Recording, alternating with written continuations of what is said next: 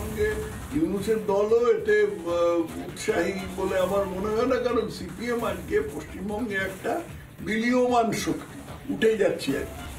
বন্দে মাতরম একটা মন্ত্র, যেই মন্ত্র অগণিত স্বাধীনতাকামীকে উজ্জীবিত করেছিল, এটা মুসলিম লীগ সহ্য করতে পারতো না, ফিরাদাকে মোহাম্মদ সালিমও সহ্য করতে পারেন না, এই তো ঘটনা। মোহাম্মদ ইউনূসের দোষ দেখার তো তার দরকার নেই, তার তো দেখতে হবে তার যে দেশে বসবাস করছে সেই দেশের প্রশাসক, তাদের নিয়েই তো আমাদের চিন্তা করতে হবে। আমি তার ইউনূসকে কি ওখানে ভোট দেবে না? সেলিমকে ভোট দিতে হবে এদেশে। সুতরাং এদেশের যারা শাসক দায়িত্বপ্রাপ্ত আছেন তাদের সম্পর্কিত কথা বলাটা তো কাজ। ভিন দেশ নিয়ে মন্তব্য করার অধিকার আছে কি? আমি এখন যাব ট্রাম্পের ওখানে বলতে যে কেন ক্যালিফোর্নিয়া আগুন লেগে গেল?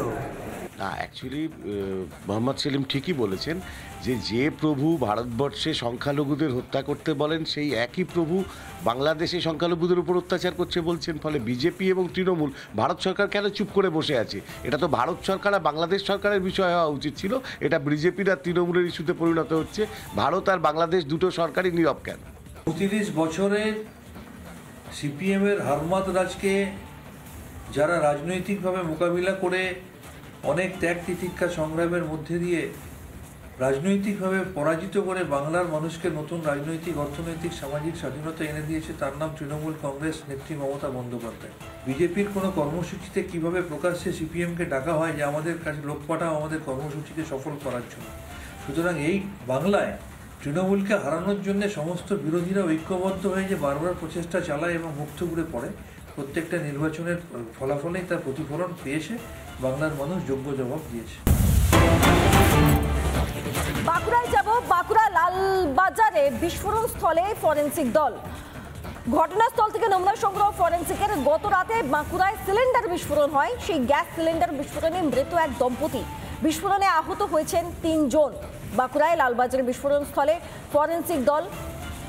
ঘটনাস্থল থেকে নমুনা সংগ্রহ ফরেন্সিকের ছবি দেখতে পাচ্ছেন আপনারা। মূলত গত রাতে বাঁকুড়ায় সিলিন্ডার বিস্ফোরণ হয়, গ্যাস সিলিন্ডার বিস্ফোরণে মৃত এক দম্পতি, বিস্ফোরণে আহত হয়েছেন ৩ জন। ফরেন্সিক দল গিয়েছে, এলাকা খতিয়ে দেখছেন, আপনারা দেখতে পাচ্ছেন সেই ছবি। ঘটনায় এক দম্পতির মৃত্যু হয়েছে, গ্যাস সিলিন্ডার বিস্ফোরণের জেরে এই মৃত্যু বলে অভিযোগ। গোটা বিষয়টি তদন্ত করে দেখার স্বার্থে এবার সেখানে ফরেন্সিক দল নমুনা সংগ্রহের উদ্দেশ্যে।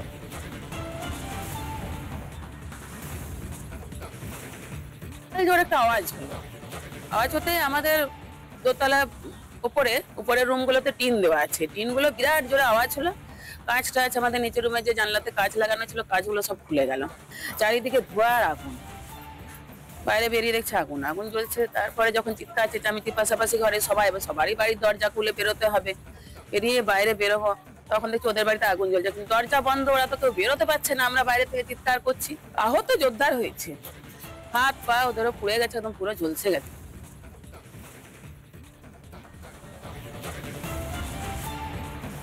মৃন্ময় আমাদের প্রতিনিধি কি প্রতিবেদন তুলে ধরেছেন দেখাবো আপনাদের।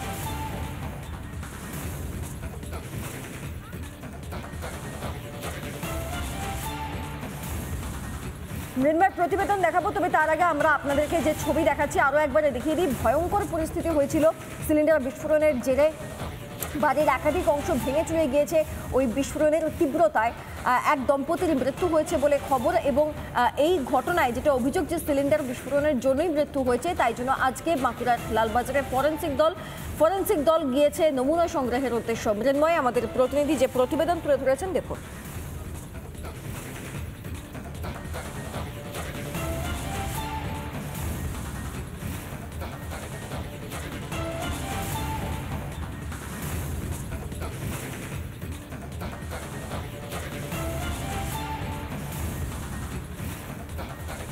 বাঁকুড়া শহরের লালবাজারে এসে পৌঁছেছে দুর্গাপুর থেকে ফরেন্সিক টিম। যে ছবিটা আমি তুলে ধরছি, যে বাঁকুড়া শহরের লালবাজারের যে মাঝিপাড়ায় যে ঘটনা ঘটেছে, যে গতকাল রাতে যে গ্যাস সিলিন্ডার ব্লাস্ট হয়েছে এবং আগুন লেগে গেছে, এবং বাড়ির যে মালিক এবং তার স্ত্রী ঘটনাস্থলেই মারা গিয়েছিল, এবং 3 জন গুরুতর আহত অবস্থায় তাদেরকে বাঁকুড়া সম্মেলনী মেডিকেল কলেজ ও হাসপাতালে ভর্তি করা হয়েছিল এবং তাদেরকে আজকে দুর্গাপুরে স্থানান্তরিত করা হয়েছে। এই মুহূর্তে কিভাবে এই গ্যাস সিলিন্ডার ব্লাস্ট হয়েছে আমি সেই ছবিটা সরাসরি দেখাচ্ছি।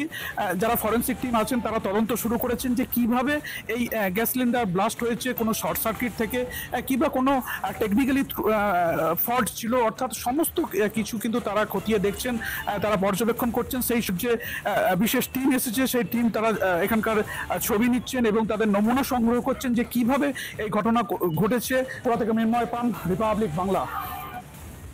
নানা ধরনের কন্টেন্ট দেখার জন্য লাইক করুন, শেয়ার করুন আমাদের ফেসবুক পেজ, সাবস্ক্রাইব করুন আমাদের ইউটিউব চ্যানেল। পাশাপাশি অন্যান্য ব্রেকিং নিউজের জন্য অবশ্যই চোখ রাখুন রিপাবলিক বাংলায়।